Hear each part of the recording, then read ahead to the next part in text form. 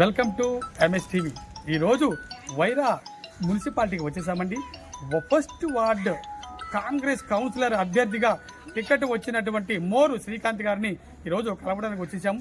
ఎందుకంటే మరి రాష్ట్ర వ్యాప్తంగా 116 మున్సిపాలిటీలు, మరి 7 కార్పొరేషన్లకు ఎలక్షన్ జరుగుతున్నది. నామినేషన్ వేశారు, టికెట్ కూడా వచ్చింది, బీ ఫారం కూడా పొందారు. ఈ రోజు నుంచి ప్రచారం కూడా స్టార్ట్ అయిపోతుంది. మరి ఏమిటనే వాళ్ళ విషయాల్లోనే కొన్ని విషయాలు అడిగి తెలుసుకుందాం. నమస్తే సార్, చెప్పండి సార్. మీరు ఫస్ట్ పార్టీకి కాంగ్రెస్ కౌన్సిలర్గా ఇచ్చినందుకు మీరు ఎలా ఫీల్ అవుతున్నారు?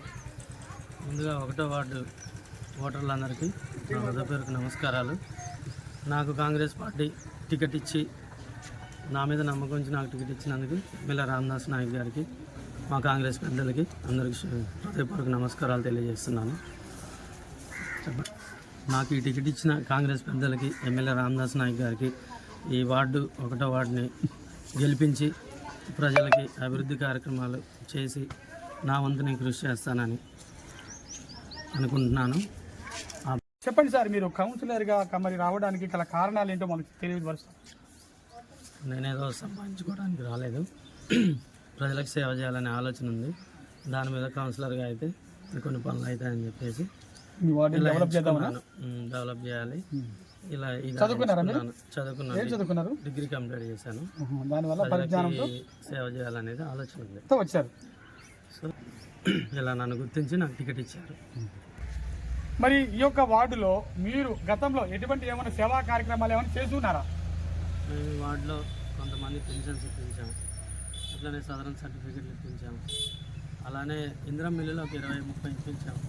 ఎక్కడ కూడా ఎలాంటి ఇబ్బంది లేకుండా అన్ని లబ్ధిదారులకి ఇల్లు ఇప్పించాము. ఇంకా లబ్ధిదారుల లిస్ట్ ఒకటి రెడీ చేశాము. ఎలక్షన్స్ తర్వాత ఎమ్మెల్యే రామదాస్ నాయక్ గారు మాకు ఇస్తా అన్నారు. ఇంకొకటి ఇదే వార్డులో 30 లక్షల రూపాయల డ్రైనేజ్ కార్యక్రమాలు కొన్ని ఉన్నాయి. ఇవి శాంక్షన్ చేసి అలా శంకుస్థాపన చేసి ఉంచారు. ఈ ఎలక్షన్స్ ప్రక్రియ తర్వాత అవన్నీ పూర్తి చేస్తారు. ఓకే సార్, మరి గెలిచిన తర్వాత మీ వార్డు తరపున మీరు ఎటువంటి అభివృద్ధి కార్యక్రమాలు చేయబోతున్నారు? మాకు ఇప్పుడు ప్రచారానికి వెళ్తుంటే మాకున్న సమస్య ఏంటంటే ప్రజల సమస్యలు. కొంతమంది ఇల్లు లేని వాళ్ళు ఉన్నారు, ఇందిరం ఇల్లులు పెట్టించాలి. పెన్షన్స్ రాని వాళ్ళు కొంతమంది ఉన్నారు, అదొకటి సమస్య తీర్చాలి. డ్రైన్లు కొన్ని ఉన్నాయి, అవి పూర్తి చేసి ఎమ్మెల్యే గారితో మాట్లాడి కొన్ని సమస్యలు ఉన్నాయి, అవి తీర్చాలి. మేము ఈ సమస్యలన్నీ ఒక లిస్ట్ అవుట్ చేసుకుంటున్నాము, ఒక నోట్స్లో రాసుకొని ఎమ్మెల్యే గారి వరకు తీసుకెళ్తాము. మేము గెలిచిన వెంటనే ఆ పనుల్లో ప్రారంభంలో ఉంటాం. కాంగ్రెస్ పార్టీ నుంచి ఎటువంటి పథకం వచ్చినా ప్రజల వరకు చేరవేస్తాం, ప్రతి ఒక్కటి కూడా. చెప్పండి సార్, మీ పేరు? నా పేరు సపోర్ట్ చేస్తున్నారు మిషన్లు కానీ శ్రీకాంత్ నేర్పితే సిసి రోడ్లు కానీ రైళ్లు కానీ అన్నిటికీ మిషన్లకు కూడా చాలా ఇబ్బంది పడి కాంగ్రెస్ పార్టీ నుంచి ఆ అబ్బాయి అయితే అన్ని పనులు చేసిండు. ఇప్పుడు ఏ పెన్షన్లు కానీ సిసి రోడ్లు కానీ ఏమైనా ఓపెన్ చేయించి ఎమ్మెల్యే గారితో మాట్లాడించి చేస్తాడు. నమ్మకం ఉంది, మీకు అభివృద్ధి పరిస్థితి నమ్మకం ఉంది. నమ్మకం. చెప్పండి సార్, మీ పేరు? నా పేరు గుడిగంకన్ అండి, 1వ వార్డు అధ్యక్షుడిని. అధ్యక్షుల మీరు? 1వ వార్డు అధ్యక్షుడిని. చెప్పండి, మీరు మరి శ్రీకాంత్ గారిని ఎందుకు ఎంపిక చేశారు? శ్రీకాంత్ మంచి యువకుడు అండి, ఉత్సాహవంతుడు. అతనికి ఇంకా రానున్న రోజుల్లో చాలా వయసు ఉంది, చేయగలుగుతాడు, అనుభవజ్ఞుడు, కుర్రోడు, చేస్తాడు అనే నమ్మకంతో పార్టీ టికెట్ ఇచ్చింది. అతను గ్యారంటీగా ఈ వార్డు చేయగలుగుతాడు, ఆ నమ్మకం మాకుంది. ఆల్రెడీ మేము 20 ఇల్లు ఇచ్చున్నాం ఇక్కడ. మేము ఆ ధైర్యంగా మాట్లాడుతున్నాం. ఆ ధైర్యంతో అతనికి టికెట్ ఇవ్వటం జరిగింది. అతను రానున్న రోజుల్లో కూడా ఇంకా మనకి ఇంకొక 30 ఇళ్ళు వచ్చేది ఉంది, అవి కూడా అతను ఇవ్వగలుగుతాడు. సీసీ రోడ్లు కొన్ని ఉన్నాయండి, పెండింగ్లో ఉన్నాయి, అవి కూడా మొత్తం చేస్తాడు. డ్రైనేజీలు ఉన్నాయి, ఆ డ్రైనేజీలు కూడా చేస్తాడు. ఆ నమ్మకం ఉంది మాకు. పార్టీ తరఫున అతనికి టికెట్ ఇచ్చినాం. అతనికి 1వ వార్డులో బంపర్ మెజార్టీతో గెలుతుడు. మాకు ఆ నమ్మకం ఉందండి. మంచి వ్యక్తి అతను, లోకల్ వ్యక్తి. ఇక్కడ పిలిస్తే ఉరికొస్తాడు, మాకు ఇక్కడ ఉన్న ప్రజలు పిలిస్తే ఉరికొస్తాడు, అలాంటి వ్యక్తి అతను. అతనికి టికెట్ ఇవ్వడం మాకు చాలా సంతోషంగా ఉందండి. మేము గెలిపించుకుంటామండి. 1వ వార్డు గెలిపించి ఎమ్మెల్యే గారికి కానుకగా ఇస్తామండి మేము. Thank you. చెప్పండి సార్, మీ పేరు? ముత్యాల కోటేశ్వర. ముత్యాల కోటేశ్వర గారు, చెప్పండి సార్, మరి శ్రీకాంత్ గారిని మీరు ఎందుకు సపోర్ట్ చేస్తున్నారు కౌన్సిలర్గా అభ్యర్థిగా? ఎందుకు చేశారు? శ్రీకాంత్ అనే అబ్బాయి ఉత్సాహవంతుడు, విద్యావంతుడు, అన్ని యాక్షన్ చేస్తాడు, అన్ని పనులు చేస్తాడు. ఆల్రెడీ ఇంద్రమ్మ ఇల్లు 24 ఇల్లు వచ్చినాయి. 24 ఇల్లు 20 లక్షల రూపాయల డ్రైన్లు కాంగ్రెస్ ప్రభుత్వం వచ్చిన తర్వాత 20 లక్షల రూపాయల డ్రైన్లు ఆల్రెడీ వర్క్ అయింది. 24 ఇల్లు ఇచ్చినాం. ఇంకోటి ఇంకొక 30 లక్షల రూపాయలు డ్రైన్లు, రోడ్లు అన్నీ పెట్టింది. ఈ కాంగ్రెస్ ప్రభుత్వం వచ్చి రామదాస్ నాయక్ గారు వచ్చిన తర్వాత ఇవన్నీ జరిగింది. రేవంత్ రెడ్డి గారు సారథ్యంలో, పొంగులేటి శ్రీనివాసరెడ్డి గారు సారథ్యంలో అన్నీ జరుగుతున్నాయి. రాబోయే కాలంలో కూడా ఇంకా 3 దఫాలు ఇల్లు వస్తాయి. ఆ 3 దఫాల్లో కూడా మాకు ఇంకొక 100 ఇల్లు వస్తాయి కదా, ఈ 1వ వాటికి సంబంధించి.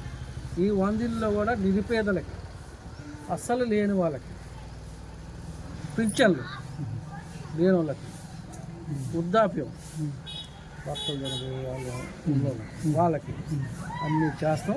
ఆల్రెడీ చేసి సన్నబియ్యం రేవంత్ రెడ్డి గారి ఆధ్వర్యంలో సన్నబియ్యం ఇచ్చిన ఘనత రేవంత్ రెడ్డి గారికి దక్కింది. ఈ కాంగ్రెస్ ప్రభుత్వ హయాంలో ఈ 2 సంవత్సరాలలో అభివృద్ధి జరుగుద్ది. ఇంకా కూడా చేస్తాం. ప్రజలు ఏ అపోహపడాల్సిన అవసరం లేదు. బీఆర్ఎస్ 10 సంవత్సరాల చేయింది, ఈ 2.5 సంవత్సరాల్లో చేసినాం. ఆ ఘనత కాంగ్రెస్ పార్టీకే దక్కింది, రేవంత్ రెడ్డి గారికే దక్కింది. చెప్పండి సార్, కాంగ్రెస్ 6 గ్యారెంటీస్ ప్రకటించింది కదా, మరి అవన్నీ కూడా మీ వాటికి అందినాయా? మరి రేవంత్ రెడ్డి గారు సక్సెస్ అయ్యారా? 6 గ్యారంటీలలో భాగంగా రేవంత్ రెడ్డి గారు కొన్ని పథకాలు పెట్టారండి. ఇంకా కొన్ని పథకాలు రావాల్సినవి ఉన్నాయి. కొన్ని పథకాలు అవి కూడా వస్తాయి, త్వరలోనే అవి కూడా ఇస్తారు. ఇప్పుడు రేవంత్ రెడ్డి గారు ఇచ్చే సన్నబియ్యం ప్రజల్లోకి వెళ్ళిపోయినాయి. 10 సంవత్సరాల గవర్నమెంట్ పాలనలో వాళ్ళు చేయలేని పనులు మేము చేసి చూపించామండి. ఆల్రెడీ మా రేవంత్ రెడ్డి గారు సన్నబియ్యం ఇస్తుండు, ఉచిత కరెంట్ ఇచ్చిండు. ఉచిత కరెంట్ ఇవ్వటం జరిగింది ప్రజలకి. అది మరి 10 సంవత్సరాల పాలనలో వాళ్ళు చేయలేని పనులు మరి మేము చేసి చూపించినాం, పెట్టారండి. అది కూడా ప్రజల్లో మంచి స్పందనగా ఉంది. ఆడవారు మాకు తప్పకుండా ఓట్లు వేస్తారు. ఆడవారి మీద మాకు నమ్మకం ఉంది. రేవంత్ రెడ్డి గారి వాళ్ళకి నమ్మకం ఉంది, వేస్తారండి ఓట్లు. ఇంకా మరి 2 సంవత్సరాలు గవర్నమెంట్ ఉంది. ఈ 2 సంవత్సరాలలో రేవంత్ రెడ్డి గారు చేసే పాలనలు కొన్ని చాలా ఉన్నాయండి. అవి కూడా ప్రజల్లోకి వెళ్ళిపోతాయి. ఈ 2 సంవత్సరాలలో రేవంత్ రెడ్డి గారు మంచి పనులు చేసేవి చాలా ఉన్నాయి. కొద్దిగా ఆర్థికంగా ఉన్నామేమో, కొద్దిగా నిలదొక్కుని జనంలోకి వెళ్ళిపోతున్నామండి. చేస్తారు. మీ పేరు? జాకోబ్ జాకోబ్ గారు, చెప్పండి, మీరు శ్రీకాంత్ గారిని ఎందుకు కౌన్సిలర్ అభ్యర్థిగా నిలబెట్టారు? యువకుడు, మంచి వ్యక్తి, మంచి వచ్చాడు, జనంలో మంచి పేరు ఉంది. ఆ పేరు ప్రకారం మాకు కొన్ని మంచి పనులు చేస్తాడనే ఆలోచనతో ఈ అబ్బాయిని మేము ఎన్నుకోవడం జరిగింది. అట్లాగే ఈ అబ్బాయి ఏ పని చేయకపోయినా, మా దృష్టికి వచ్చిన ఏ పని అయినా మా పెద్దవాళ్ళ కాడికి తీసుకెళ్ళి మేము చేయగలుగుతాం నమ్మకం ఉంది. Thank you very much.